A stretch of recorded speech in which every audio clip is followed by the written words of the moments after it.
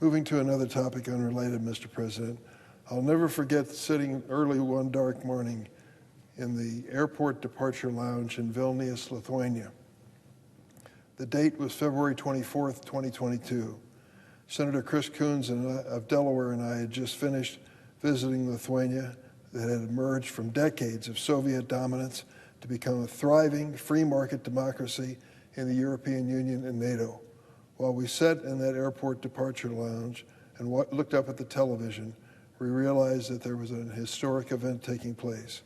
It was a throwback to the dark days of Russian tyranny, Vladimir Putin's military effort to fully invade and topple a democratic Ukraine. We saw it happening on the screen as we sat in that airport lounge.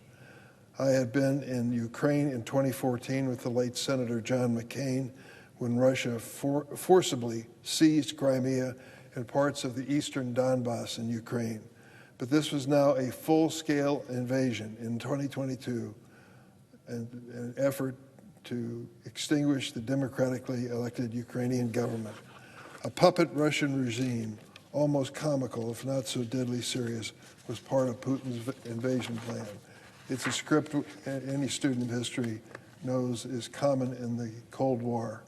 Putin or another Russian leader declares that he's going to protect Russian populations in a country and invades that country and tries to install a new government. Well, he thought it would be an easy pushover in Ukraine. He was wrong. In the ensuing years, the Ukrainian people fought heroically for their freedom. They preserved their democratic government and independence from Putin's fixation with restoring the Soviet empire. The price in Ukraine has been costly in lives and treasure. And as my Republican colleague from Iowa powerfully mentioned on the floor yesterday, also in thousands of Ukrainian children abducted and taken to be brainwashed in Russia. Yes, that has happened. The Russians went into Ukraine, and when they conquered areas, they gathered up the children, took them away from their families in Ukraine, and shipped them off to Russia to learn Russian and believe they were Russian and were never going to return to Ukraine. Thousands of children. What a horrible thing to do. It's one of the things that was cited when Vladimir Putin was declared a war criminal by the International Court. But let us be clear, the Ukrainian people are not backing down. They have prevailed amid these horrors against one of the strongest militaries on earth.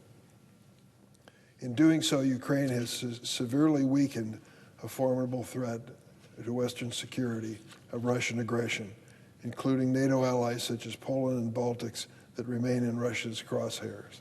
Support for Ukraine and stopping Russian aggression has been broadly bipartisan and shared with our European allies. But today, under President Trump, it is difficult to know where America stands in terms of Russia.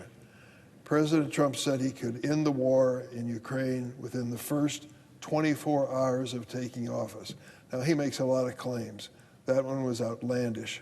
All of us know that Putin is not that easy, but yet he said it. President Trump gave repeated deadlines to Putin in February, in May, in July, and another one apparently at the end of this week.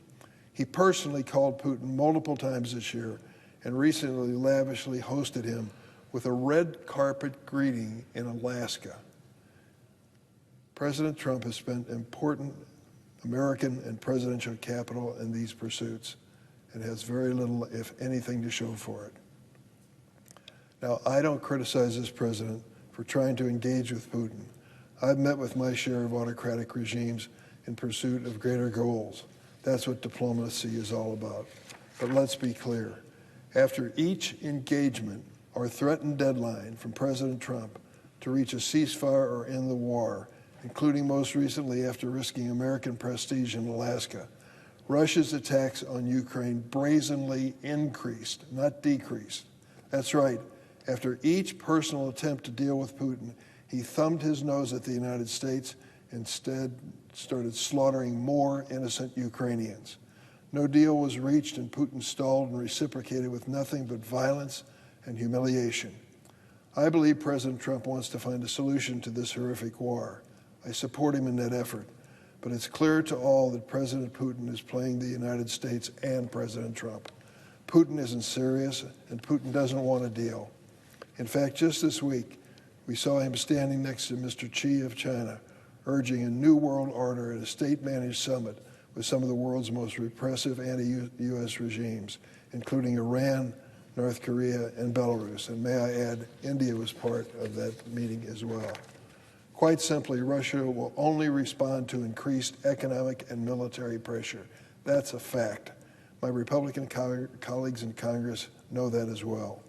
It is long overdue for President Trump and the Congress to take these steps. We have a tough sanctions bill here in the Senate with more than 80 co-sponsors. What are we waiting for? Leader Thune should work with Senator Graham to immediately call up this bill for passage. The security guarantees and weapons for Ukraine that our European allies and President Trump seem to have reached agreement on also demonstrate progress. Let's see them to conclusion. Seized Russian assets can also be used to help Ukraine militarily and economically. And we must continue to give Ukraine the military capabilities to defend itself and force Russia to the table.